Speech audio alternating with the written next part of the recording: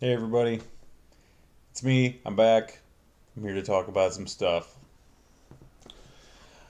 Uh, believe I showed this off whenever I first got back from Texas. This is a book by S. Craig Zahler.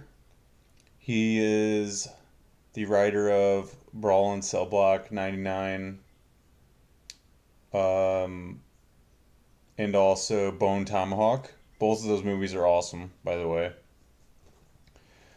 But this is a horror western, very much in line with what you would expect from him if you had seen either of those movies. But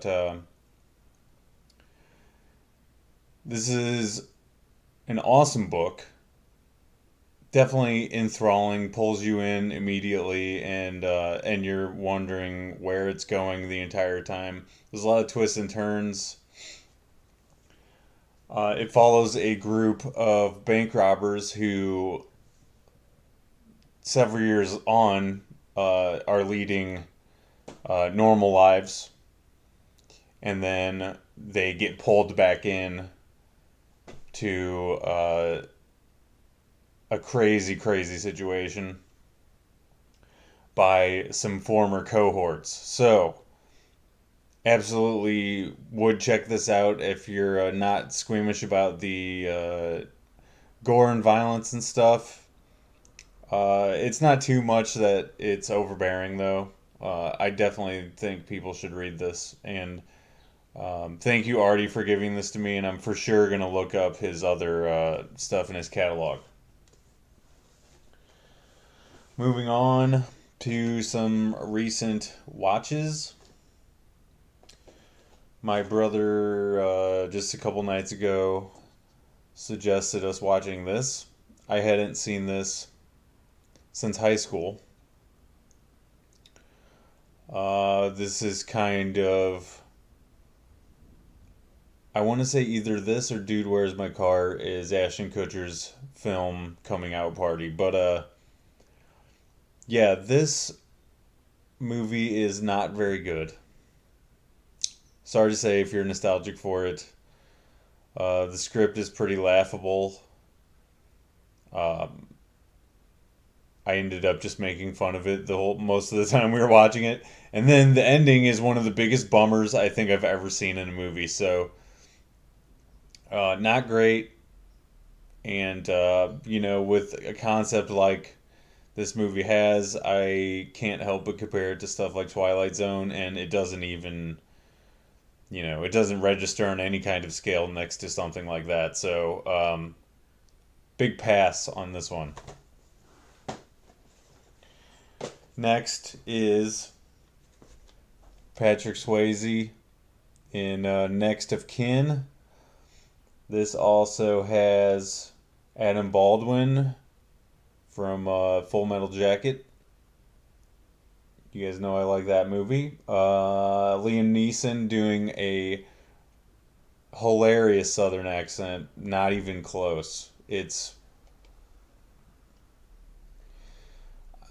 Southern, to me, the Southern accent is like the easiest thing to nail, but I guess if he's English, so maybe it isn't. And Ben Stiller's in this in a very weird role. Also, oh gosh, it has to be on the back here somewhere. Why am I drawing a blank on his name? Bill Pullman. Bill Paxton. One of the two. No, it's Paxton. He's pretty good, but he has a really small role in this. I don't really know what to think about this movie. Sort of fish out of water detective. He's Patrick Swayze plays a southern uh, detective that goes up against the mob after his brother's killed. Spoiler. Um, the action scenes in this are not very good, and if there was more of them, it would be a better movie. But the script is bad, so probably a pass on this one too. And finally, for the physical stuff I can show off today. Stephen King's Night Shift collection. Found this at the local uh, record store. I paid too much for it because this is among the least interesting Stephen King stuff that I've ever watched. They pulled this stuff from I guess it is Night Shift, the book maybe. But Boogeyman and the Woman in the Room. The Boogeyman story is all right. I believe it said in the credits of this that these were two student films, so I guess I would give it more of a pass in that way. But Frank Darabont, I expected more from him because he helped create The Walking Dead and he's done a lot of major stuff in Hollywood. So I think he was involved in Green Mile, maybe, or maybe no, Shawshank Redemption for sure, maybe Green Mile as well. But yeah, this is man. As far as Stephen King stuff, this isn't even in the top half of what I like from Stephen King adaptation. So uh, you know, we got a whole lot of passes this week. Also, I tried to watch Life of Brian this morning, and I've never really been super into Monty Python. I know that it's revered, and I do like the Terry Gilliam animated segments a lot. I think those are like probably the best parts about Monty Python, honestly. But I don't think it's aged well. Maybe. Um, I don't. I'm not really sure. I would have to watch a whole bunch more to really pin down what I don't like about it. I do know that sometimes the humor is just lost on me because I'm trying to make sure I understand what they're saying.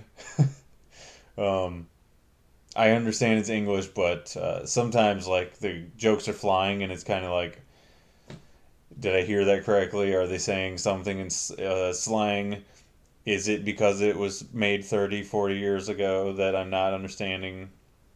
All of these things come into play. So that's it for watches this week. Next video is going to be music stuff. So see you then.